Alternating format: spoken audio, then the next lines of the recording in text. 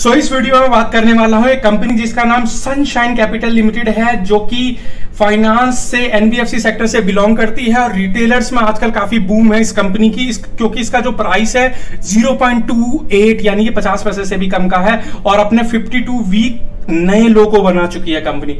अब अगर हम इसके फाइनेंशियल्स की बात करें तो फाइनेंशियल्स में सबसे पहले हम इसकी स्ट्रेंथ देखेंगे, फिर इसकी वीकनेस पे जाएंगे। स्ट्रेंथ में भाई इसका पीई 5 का है और इंडस्ट्रियल पीई 23 का है, पूरी तरह से अंडर वैल्यूड है। बुक वैल्यू 1.39 की है, प्राइस टू बुक वैल्यू 0.20 की है।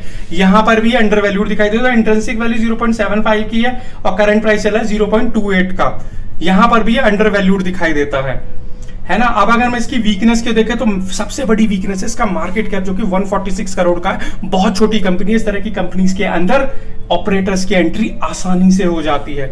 दूसरी बड़ी वीकनेस क्या है, इसकी प्रमोटर्स होल्डिंग 19% की है, बहुत ही कम है।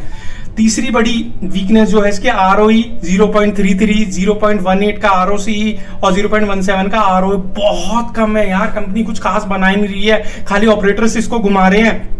3 इयर्स का कहकर 11%, 1 ईयर कहकर -90%, पूरी तरह से जमीन पे आ चुकी है। Sales growth -88%, net profit growth -98% और ऑपरेटिंग प्रॉफिट ग्रोथ भी 0%। भाई इस तरह की कंपनी में पंप डंप वाली स्कीम्स चलती रहती हैं, तो थोड़ा सा कॉन्शियसली इस तरह की कंपनीज को देखा करें भाई, मेरा बस यही कहना है। बाकी पैग रेशो के हिसाब से भी ठीक है, अंडर वैल्यूड है, पोटेंशियल है, डेट टू इक्विटी 0 है, किसी तरह का कोई कर्जा नहीं है। अब अगर हम इसके ट्रेंड एनालिसिस को देखें तो ट्रेंड में भाई 1 वीक में ठीक ठाक है 7%, 1 वीक में 47%, 1 डे में 7%, 1 मंथ में 16%, बाकी 3 मंथ में 33% माइनस में है, 1 ईयर में -89% माइनस का है और 3 इयर्स में कोई डेटा नहीं है, 5 इयर्स का भी कोई डेटा नहीं है। अगर स्वॉट एनालिसिस करें 18 स्ट्रेंथ और 5 वीकनेस दिखाई देती हैं, 0 थ्रेट है, 1 अपॉर्चुनिटीज है।